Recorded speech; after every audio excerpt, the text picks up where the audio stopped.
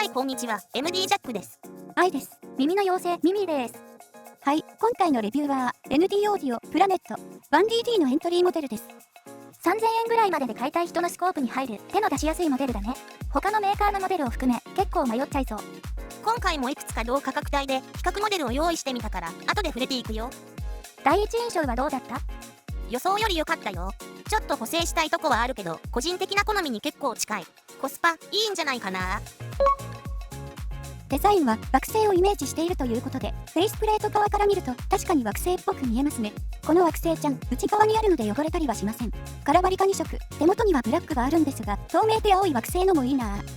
なんか TRN メデューサにちょっと似た感じかな。ああ、そう言われてみればそうね。サイズは一般的で、装着感は独筆することもなく、問題ありません。片側 4.3g、軽いですよ。多層精密調整設計になっていて、後部空洞の空気放出電動穴を使用し、空気伝送でパワーを増加させ、駆動力を強化しているんですって。音漏れの心配はないと言っていいでしょう。見た目シンプルなのに結構やるもんだね。12mm デュアルマグネティックデュアルキャビティベリリウムメッキダイナミックコイルを搭載。ああ、なんか早口言葉みたいだな。ですね。ベリリウムメッキ素材を採用し、新しい設計アプローチを採用。動的な動作に対する迅速な加藤応答を提供。幅広い周波数帯域をカバー。デュアルマグネティック回路により強力な磁力と高性能を実現。音響ユニットの周波数応答が大幅に向上。より広がりのあるサウンドステージを形成。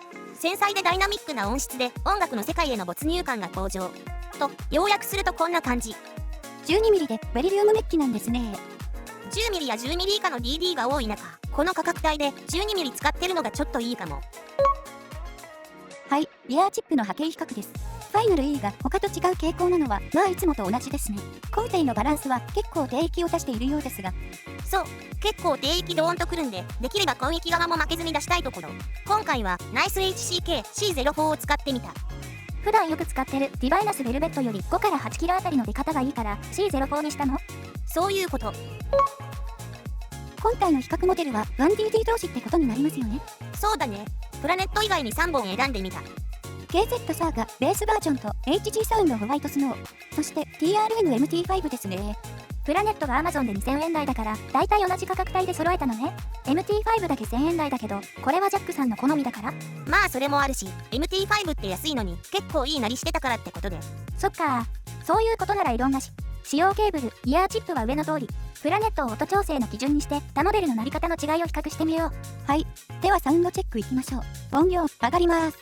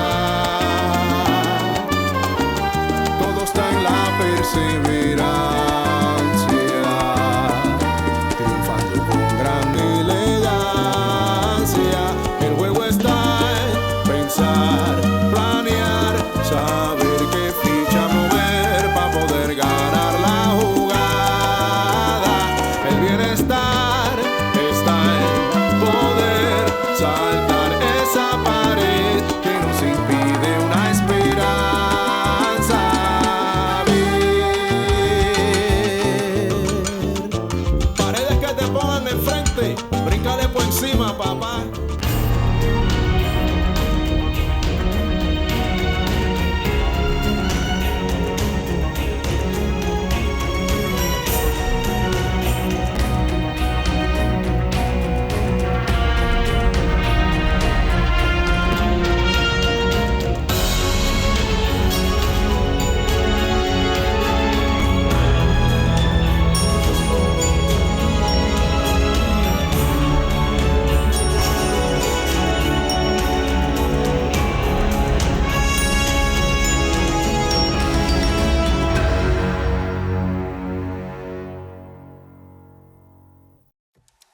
はい、サウンドチェックでした。TRU の MT5 の攻撃がすごく目立って違いがはっきりしていたと思うんですが、こんなに攻撃出ていましたっけ？これはプラネットが一番自然に聞けるように調整しているからだよ。この部分の差が大きいでしょ。それが一つ目の理由。もう一つは低域。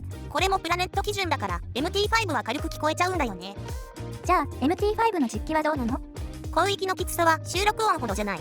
もちろんこの大域の差分として他に比べてハイハットやシンバル系は目立つけどね。そういうことですか。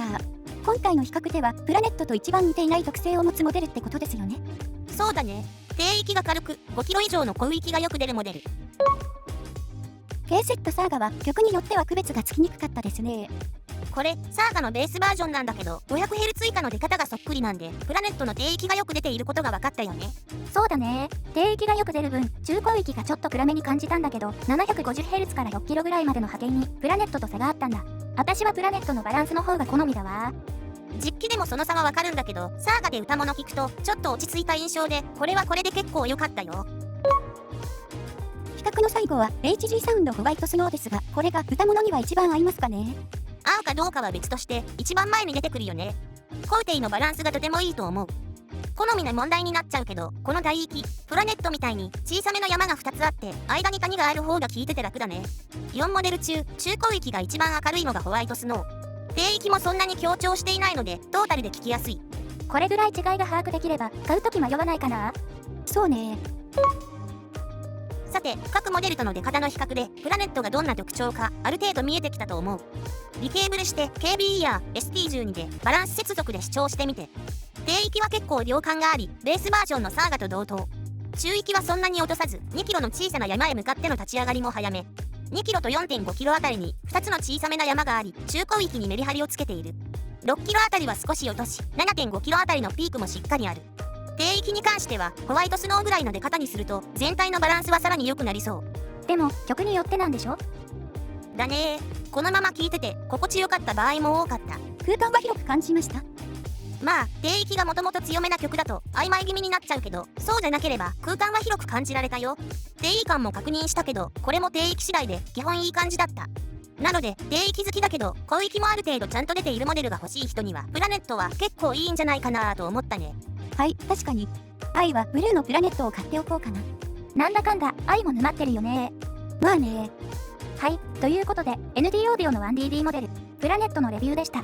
じゃあまた次の動画で会おうね。バイバイ。ご視聴ありがとうございました。MD ジャックチャンネルはイヤホンレビューを音と波形た言葉で表現します。チャンネル登録お願いします。